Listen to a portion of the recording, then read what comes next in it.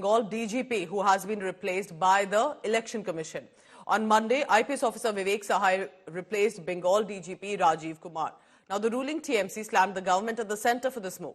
The Trinamool Congress is claiming that the Bharatiya Janata Party is allegedly controlling the Election Commission of India and the Saffron Party is using agencies for their own benefit, adding that people of Bengal stand with Mamata Banerjee always.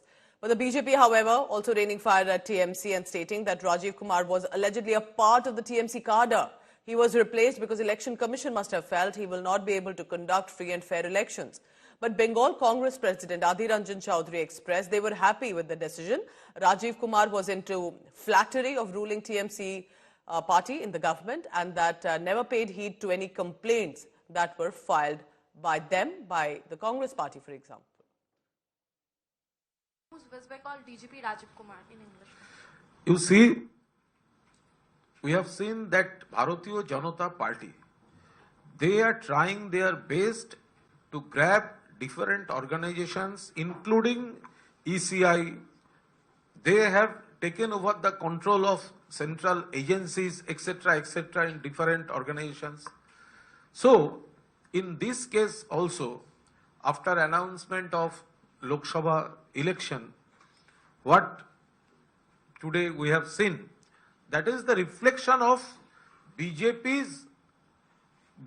is trying their best to grab and monitor the functioning of this kind of organizations, including ECI.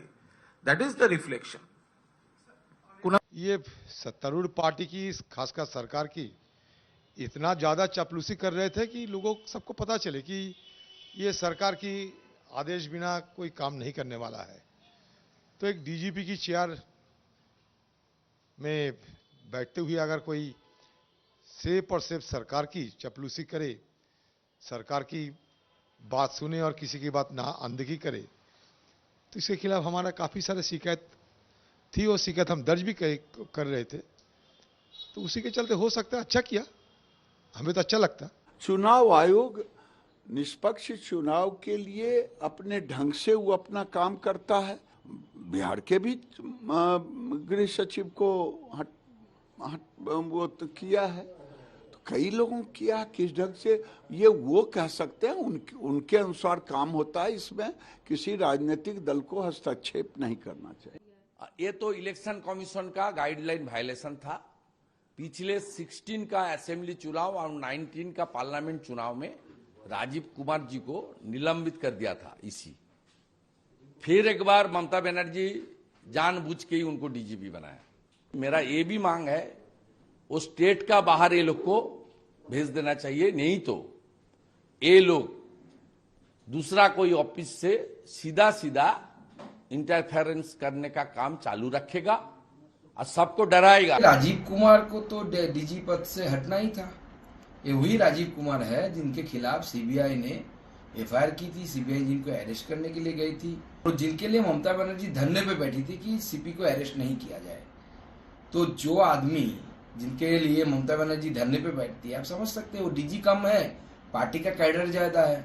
और इससे पहले की जो election है, 16 की election जो है, उस समय भी उनको हटाया गया था सीपी के पद से, क्योंकि उस समय भी कमीशन को लगा था कि कॉम्प्रोमाइज्ड है और ये फ्री एंड फेयर इलेक्शन नहीं करा सकता। देखिए, ये बहुत खुशी की बात है कि राजीव कुमार जैसा एफिशिएंट पुलिस ऑफिसर, लेकिन बहुत पक्षपातित्व तो करते थे, आज राजीव कुमार के बारे में एफिशिएंट है ये सब कोई बोलता है, लेकिन इतना पक्षपातित्व, इतना तोशामुदी, इतना चाटुकरिता ये सरकार के तरफ, ममता बनर्जी के तरफ, एक आईपीएस ऑफिसर, एक डीजीपी को जो डिसीजंस लेना है, बहुत ज्यादा डिपेंडेंट ममता बनर्जी के ऊपर। हम लोग बहुत खुशी है कि आज इलेक्शन कमीशन उनको हटा दिया है।